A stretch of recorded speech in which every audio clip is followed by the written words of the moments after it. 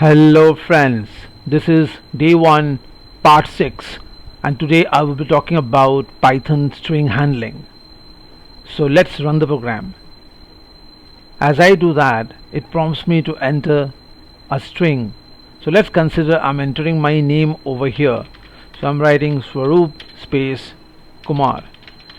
Now what do you think? What will happen? Well, this input will be taken by the input function and will be assigned to a variable of type str, and that variable name I've given is username, and I will print back the data.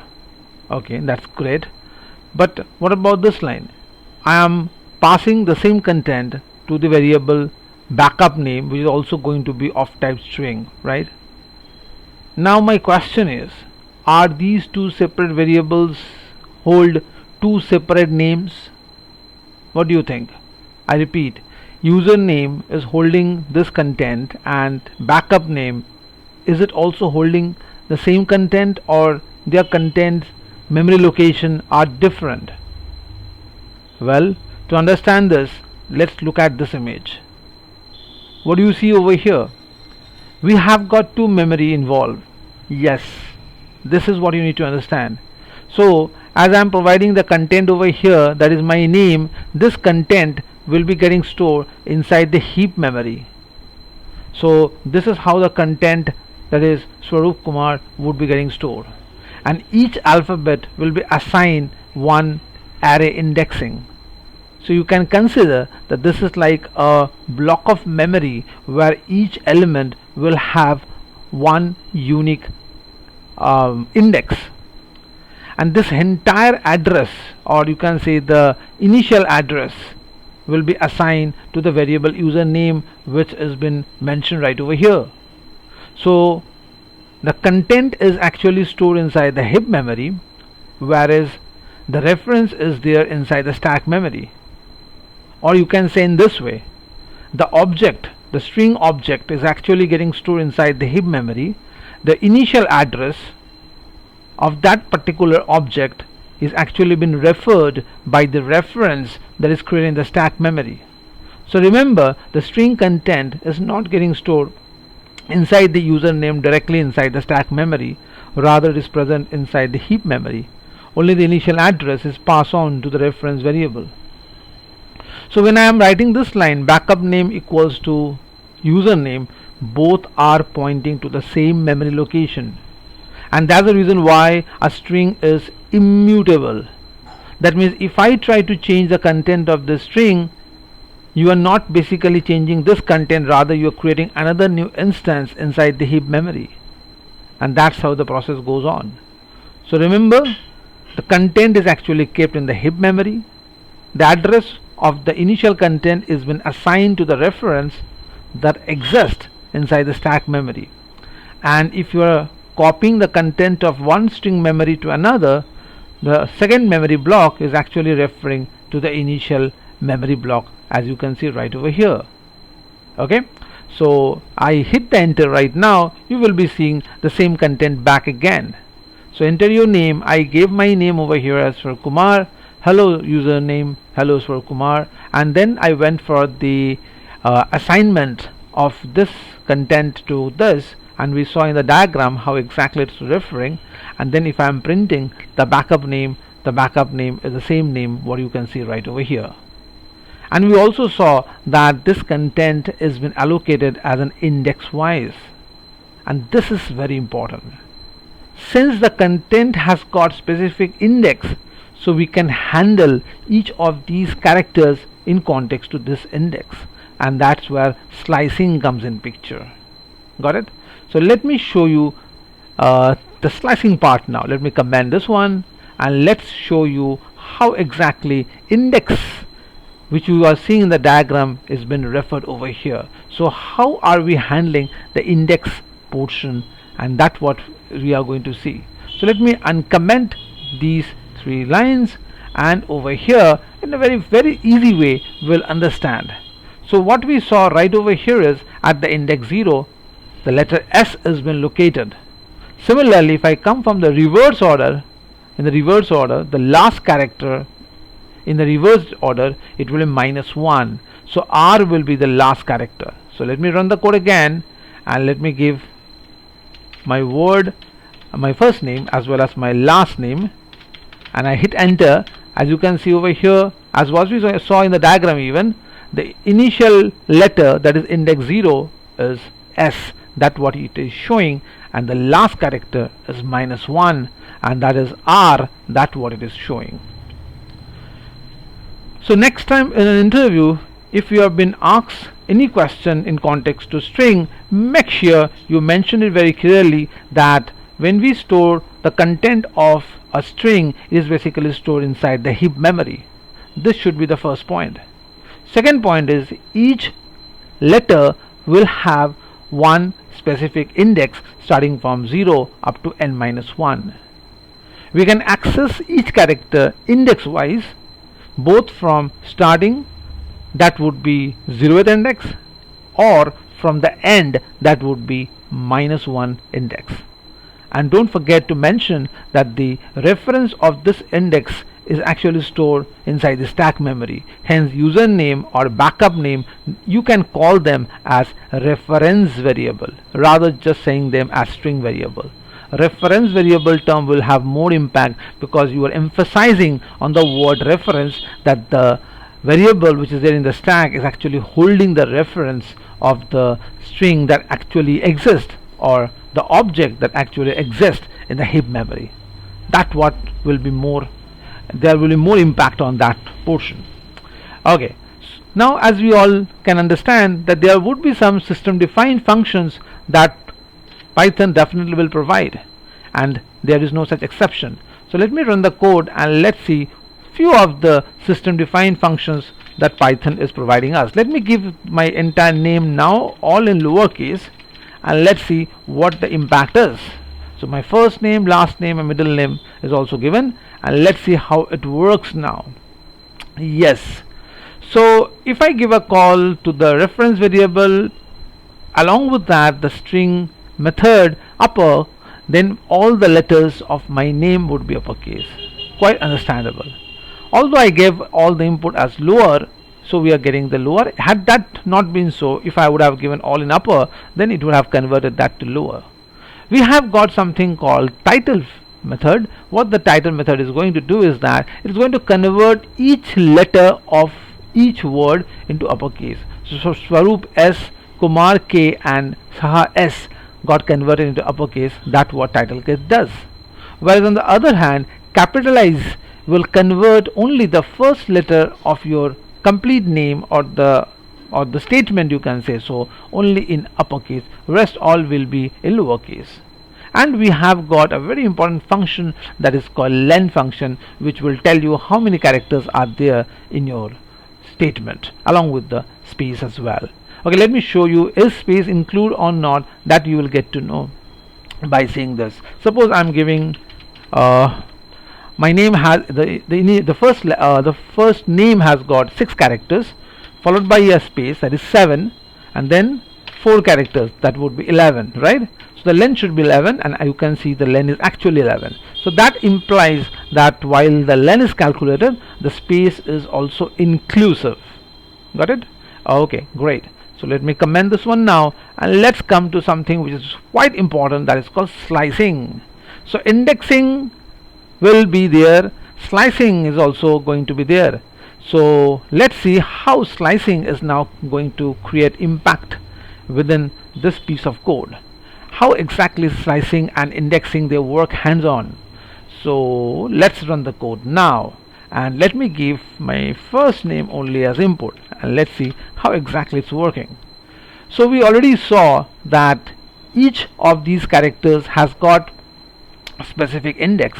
So what I can say is that if I want to print the first 3 characters, so I can go for slicing. Remember, slicing follows a pattern. It has a starting index, it has an end index, and there is a step value. If you are not mentioning the step value, in that case it will be by default 1. So when I am saying I need to print these following characters, I am saying the start number, or sorry, not the start number, rather start index is going to be 0, and the end index is going to be 3. Remember, the end is not inclusive, it is exclusive. So exactly what you will be printed, it will print the 0 index, that is S, 1 index, that is W, and 2 index is A, there where it will stop. So it is not including the number 3. So remember, the end is exclusive. Okay.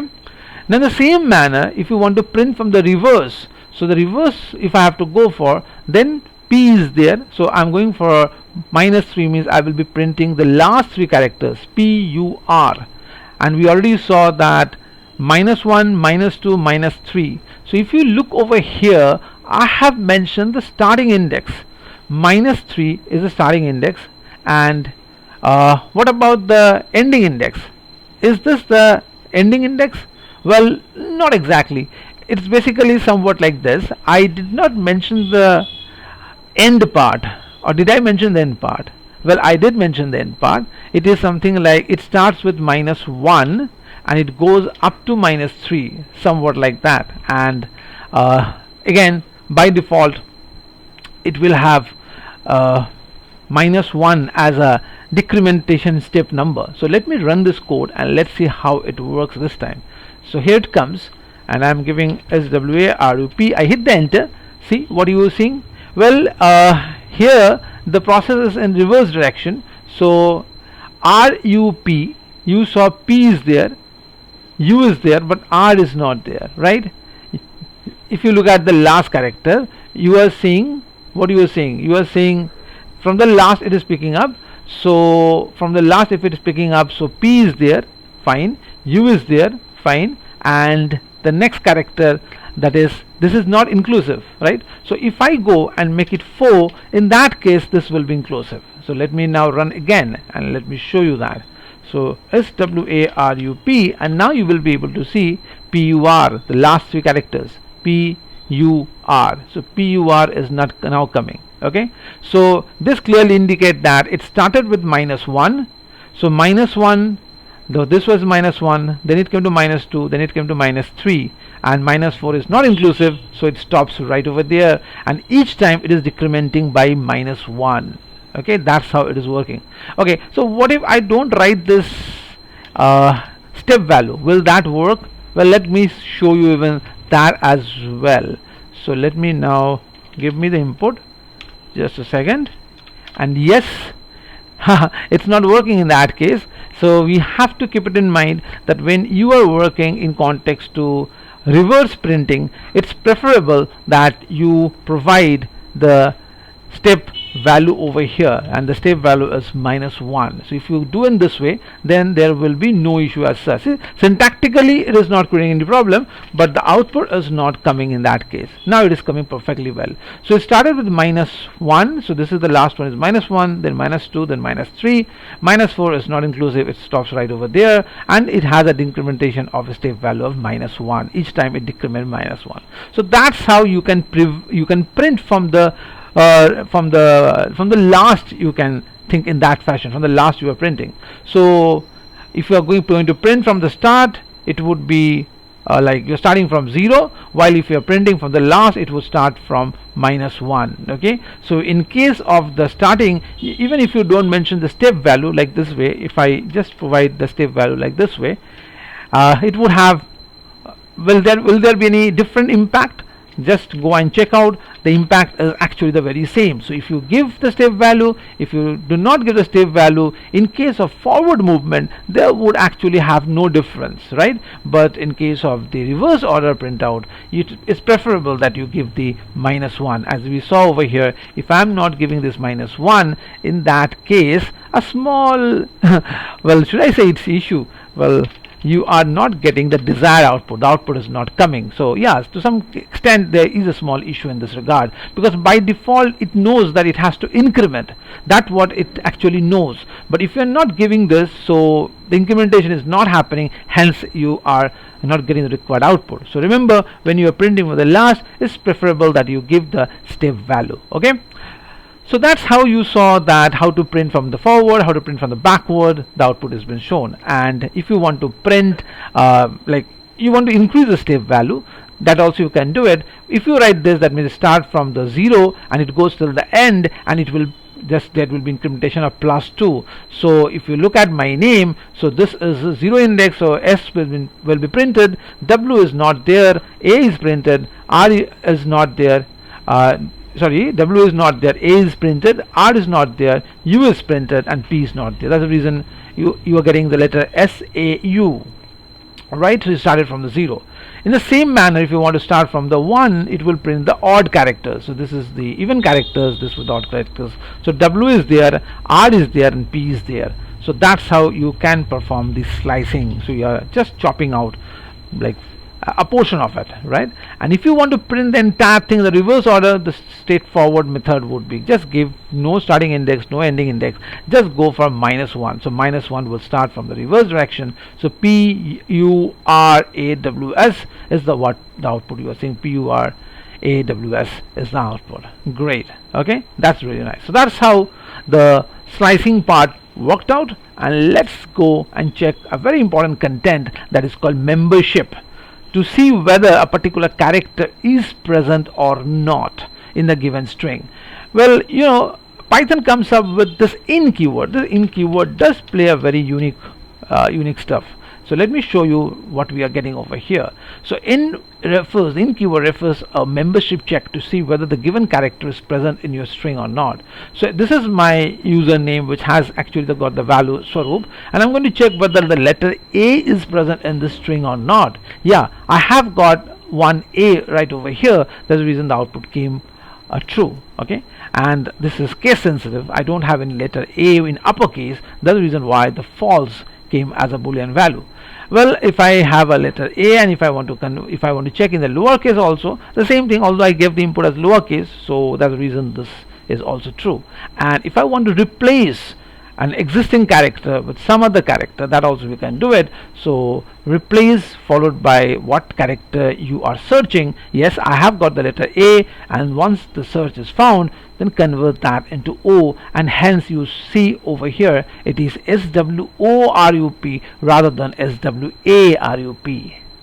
Okay, so that's how the membership is been checked, and this can play a very important role. In this way you can find out whether a particular character is actually present or not, and if it does present, then you can replace that character. Okay, one more thing you can do as such, like what if there is a multiple instance of a character? Okay, what about that? So let's go and write SWARUP followed by my last middle name and followed by the last name. What will happen this time?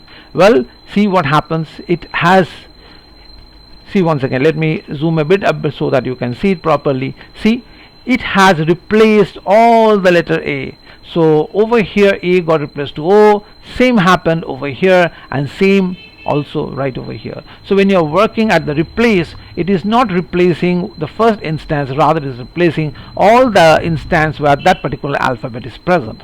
Okay, so that's how the replace is going to work. So I believe from this particular video you understood how to perform different string operation, and nonetheless the concept of immutability actually helped you out to understand how indexing is been used, how heap memory is involved in context to storing your string object, and that object is been referred by the reference variable that hold inside the stack memory. Well, you can think about this reference variable like a pointer. The pointer is there in the stack, and actual content is there inside the heap memory, so the pointer is holding the address of that object that exists in the heap memory, right?